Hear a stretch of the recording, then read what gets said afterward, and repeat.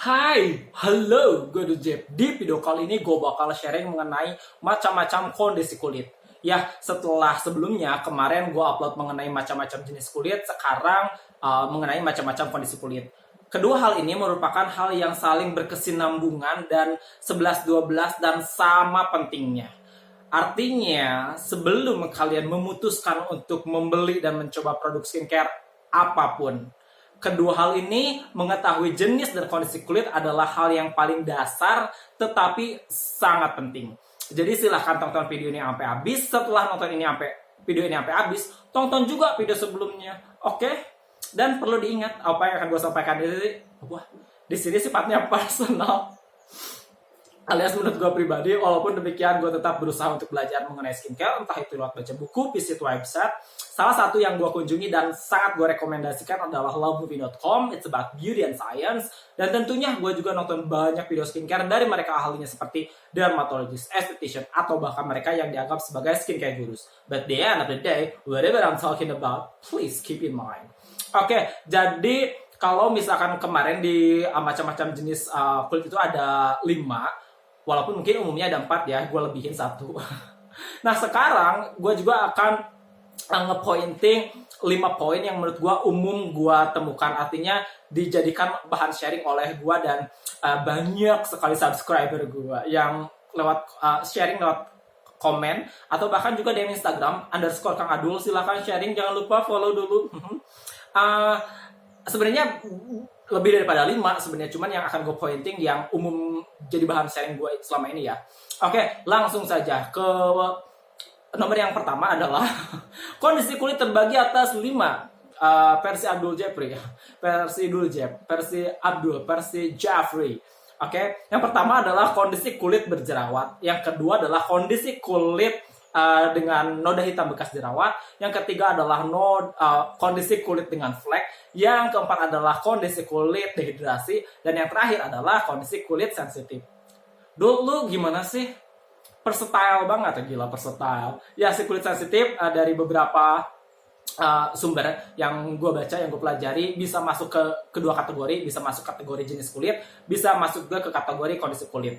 Sebenarnya di luar daripada ini masih banyak ya, katakanlah mungkin eczema, rosacea, aging, atau bahkan juga yang lainnya. Cuman itu kan tidak terlalu umum jadi bahan sharing gue ya. Jadi gue nge-pointing ke 5 poin ini aja.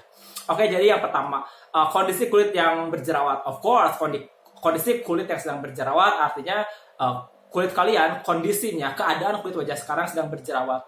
Gue pernah bilang juga bahwa jerawat ini terbagi atas 2. Yang pertama adalah jerawat inflamasi dan jerawat yang tidak inflamasi.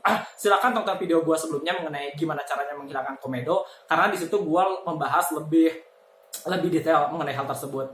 Intinya pada kondisi seperti ini, hal yang harus dilakukan adalah nge-treat atau memperlakukan kondisi kulit wajah kalian dengan serius, dengan lembut. Terutama kalau misalkan jenis jerawat yang kalian miliki sendiri adalah jenis jerawat yang inflamasi. Artinya ketika jenis jerawat ini mudah meradang, ketika kalian memperlakukannya dengan kasar, dia akan bisa tambah meradang dan of course akan memperburuk kondisi kulit wajah lo yang sedang berjerawat. Dan jujur, ketika kalian memiliki kondisi kulit wajah seperti ini, jangan langsung menyalahkan produk skincare yang sedang kalian gunakan sekarang. Karena gue sering bilang bahwa penyebab daripada timbulnya jerawat itu banyak.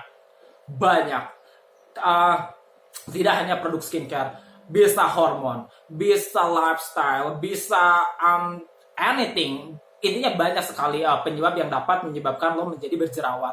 Karena ada beberapa orang yang katakanlah ya, tadinya dia jerawatan, terus mereka pakai sabun wajah si A, terus kondisi kulitnya jadi memburuk, dan dia nyalahin abis-abisan produk ini. Oh bang, produk ini jelek, gue gak suka produk ini bikin kulit wajah gue jerawatan. Padahal tadinya pun udah jerawatan. Mungkin yang dimaksud adalah kondisi kulitnya tidak membaik atau bahkan kondisi kulitnya memburuk.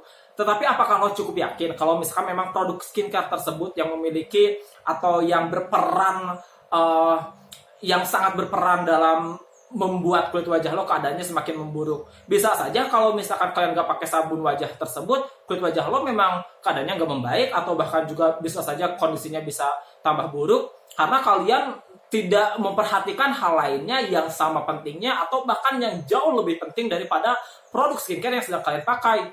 Apakah kalian sedang stres? Apakah kalian selama ini cukup yakin kalau misalkan apa yang kalian makan ini terpenuhi nutrisinya, seratnya? Apakah kalian selama ini berolahraga? Apakah selama ini kalian cukup menjaga kebersihan area sekitar Anda?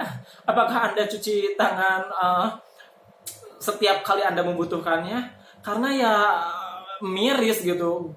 Gue bukan tipikal orang yang ketika memiliki masalah kulit langsung ngeblame sebuah produk. Gue harus cukup yakin bahwa memang produknya tidak cocok, dan ketika produknya tidak cocok, gue nggak akan ngeblame. Ya memang produknya bukan untuk gue, masih banyak produk lain yang bisa gue coba yang bisa cocok di kulit wajah gue. Jadi please, ketika kondisi atau keadaan kulit wajah lo sekarang berjerawat, hal pertama yang harus kalian lakukan adalah kalian tahu dulu jenis kulit kalian seperti apa, dan kalian juga harus tahu produk yang sedang kalian gunakan sendirinya adalah memang ditujukan khusus untuk jerawat atau enggak. Dan please jangan pernah iseng untuk picking mencetin jerawat kalian, karena itu bisa membuat kondisi kulit wajah kalian, especially jenis jerawat yang meradang, itu keadaannya bisa menjadi lebih buruk. Nah, di poin yang kedua adalah keadaan kulit dengan hyperpigmentation, noda hitam bekas jerawat. Namanya aja noda bekas jerawat, jadi ini adalah noda yang ditinggalkan setelah kita berjerawat. Kalau menurut gue ya, kondisi seperti ini jauh lebih mudah bisa diatasi. Karena secara umum kan namanya aja noda bekas jerawat. Jadi faktor utamanya yang menyebabkan noda ini terbentuk adalah setelah kalian berjerawat. Menurut gue ini sangat bisa diatasi dengan hanya, gue bisa bilang dengan hanya, karena memang ya penggunaan produk skincare menjadi salah satu faktor penting, faktor yang menyumbang yang intinya adalah skincare bisa menjadi salah satu faktor yang berperan sangat penting dalam mengatasi kondisi kulit wajah kalian seperti ini. Kalau jerawat kan complicated ya, banyak banget penyebabnya. Kalau ini kan penyebabnya satu, kalian sangat bisa menggunakan produk skincare, entah itu dengan menggunakan exfoliating toner atau bahkan juga pakai essence atau pakai serum, yang tentu saja produk-produk tersebut memang produk-produk yang memiliki kandungan untuk mencerahkan, seperti mungkin arbutin, vitamin C, niacinamide, atau bahkan juga retinol, AHA-BHA. Intinya kalian harus tahu produk yang kalian mau gunakan ini apakah memang memiliki komposisi untuk mencerahkan noda hitam bekas jerawat kalian. Dan ada baiknya ketika kalian sudah berjerawat dan jerawatnya sudah sembuh dan kalian tahu bahwa di situ akan muncul tanda-tanda penuaan, di situ langsung kalian pakai produk skincare yang sifatnya itu dia dapat membantu mencerahkan supaya warna dari noda yang ditinggalkan setelah kita berjerawat tidak semakin gelap dan bisa rata lagi sama dengan warna asli atau warna kulit wajah lo sebelumnya. Jadi menurut gua dengan kondisi ini, based on my personal experience, it's more easy to treat. Jadi sangat mudah. Yang ketiga adalah kondisi kulit yang flek. Kalian harus bisa bedakan ya antara flek dan noda hitam bekas jerawat. Kalian dari namanya udah namanya aja udah beda, noda hitam bekas jerawat. Flek. Kalau flek ini biasanya sumber atau hal yang paling berperan besar dalam menyebabkan flek ini adalah sinar matahari, sun damage. Sinar matahari yang mengandung UVA dan UVB, terutama UVA. UVA itu artinya aging, artinya dia bisa menembus lapisan lebih dalam kulit wajah kita dan merusak kolagen, dan dia juga itu dia dapat menyebabkan flek. Dan ketika sudah flek ini akan sangat susah dihilangkan dengan produk skincare. Kalian harus pergi ke klinik menemui dokter kulit kalian untuk nge-treat kulit wajah kalian dengan flek ini. Jadi hal yang paling benar untuk supaya fleknya nggak timbul, ya itu dia. Orang tuh banyak banget campaign mengenai pentingnya penggunaan sunscreen setiap hari, reapply. Artinya reapply itu pakai lagi gitu. Misalkan lo pakai pagi, siangnya lo pakai lagi. Gue secara pribadi mengaminkan hal tersebut, tetapi gue tidak akan hanya fokus ke sunscreen. Menurut gue adalah lebih penting kalian menggunakan produk skincare apapun, entah itu mungkin pelembab ber-SPF, entah itu sunscreen, entah itu sunblock, entah itu cushion, entah itu foundation, BB cream, CC cream, anything yang sifatnya dia memiliki kandungan SPF, setidaknya SPF 30, dan kalian gunakan setidaknya pagi dan siang hari. Karena ini merupakan hal yang penting untuk kalian gunakan setiap hari, artinya kalian harus nyaman menggunakannya. Dan jangan sampai ketika lo tahu bahwa ini penting, terus kalian pakai sunscreen yang kalian nggak nyaman nih, kok ini sunscreennya ada white cast-nya, ya kulit wajah gue kok jadi abu-abu ya, kulit wajah gue kok jadi tambah berminyak ya, gue tetap pakai karena kan ini penting. No, you don't need to do that, you know.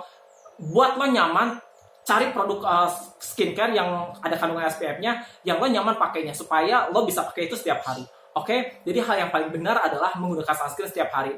Dan hal lainnya juga yang sangat umum yang dapat menyebabkan flek adalah over exfoliating. Artinya kalian terlalu sering melakukan eksfoliasi. Kalian terlalu sering menggunakan scrub. Kalian terlalu sering menggunakan exfoliating toner yang tidak ditujukan untuk penggunaan setiap hari. Atau bahkan juga kalian terlalu sering menggunakan serum dengan kandungan AHA/BHA dengan active ingredients tersebut tidak sesuai petunjuk penggunaannya. Gue selalu bilang bahwa ketika kalian mau menggunakan sebuah produk, ikuti petunjuk penggunaannya. Ketika dia direkomendasikan untuk digunakan setiap hari, ketika produk tersebut direkomendasikan untuk digunakan hanya seminggu 2 kali, formulasinya udah jadi.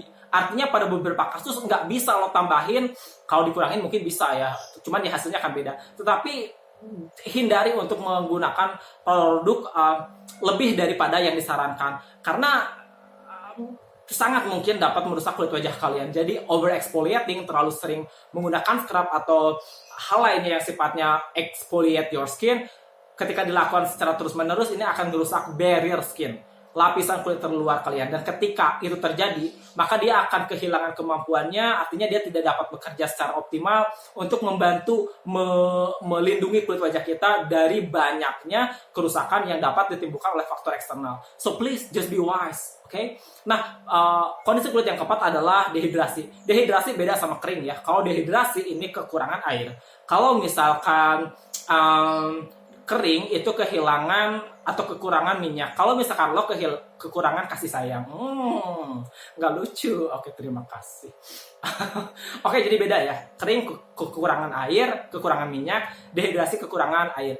Ini mengingatkan gue sekitar kurang dari 2 tahun yang lalu, gue pernah update skincare rutin, dimana pada saat itu gue berpikir bahwa kulit wajah gue keadaannya kering, padahal ternyata bisa jadi dehidrasi. Karena salah satu faktor yang dapat menyebabkan kulit menjadi dehidrasi adalah weather, cuaca yang mungkin bisa lebih panas, atau bahkan juga lo kurang minum. Ini hal yang mudah, murah, tetapi mungkin orang kok males sih, yaitu adalah minum cukup air putih.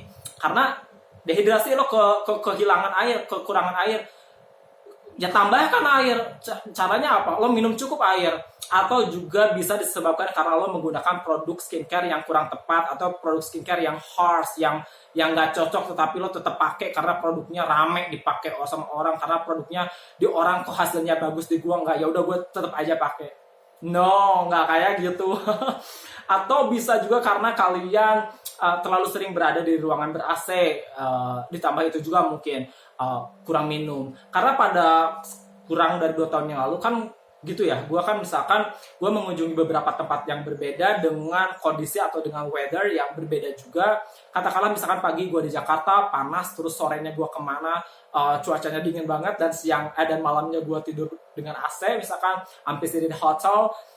Ya kondisi kulit seperti ini akhirnya membuat barrier skin wajah gue itu kehilangan air, kekurangan air. Biasanya juga ditandai dengan kita tuh kayak ngerasa nggak nyaman. Jadi kita kayak ngerasa kering, tapi permukaan kulit wajah kita berminyak. Jadi kita kayak bingung, ini kok bisa gitu kan, kulit wajah gue minyakan tapi gue ngerasa kering gitu, ngerasa nggak nyaman aja sama wajah. Bisa jadi kondisi seperti ini adalah kondisi kulit wajah kalian yang dehidrasi. Oke? Nah, untuk yang kelima ya nggak sih? Ya kan, yang kelima yaitu adalah sensitif. Ya, pada saat ini gue masukin ke kategori keadaan ya. Jadi please keep in mind. Pada kondisi kulit sensitif seperti ini juga sangat complicatednya dengan kondisi kulit yang berjerawat. Artinya banyak penyebabnya, entah dari hormon, lifestyle, mungkin penggunaan produk yang nggak cocok, atau bahkan juga terlalu sering mengganti produk karena lo nggak sabar, lo pengen melihat hasil serum dalam waktu seminggu, nggak bisa. Nggak bisa semua produk skincare itu punya waktunya sendiri untuk bekerja. Jadi nggak ada yang instan. Mie instan aja kalian harus buka dulu plastiknya, harus masak air dulu, tuangin dulu bumbunya. Apalagi skincare, man, it's about your skin. Dan ketika kalian memiliki concern untuk ngejaga kulit wajah kalian, anything, semuanya itu butuh waktu, termasuk juga produk skincare untuk bekerja di kulit wajah kalian. Jadi jangan jangan terlalu terburu-buru lah.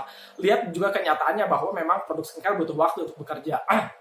Nah, ketika keadaan kulit wajah kalian seperti ini biasanya akan ditandai dengan mudah memerah, entah itu karena sinar matahari ataupun juga produk dengan active ingredients, atau bahkan juga karena lo salah makan. Intinya ketika kalian tahu bahwa kalian alergi terhadap suatu makanan, terus kalian tetap makan, nah kulit wajah kalian bisa jadi gatal-gatal.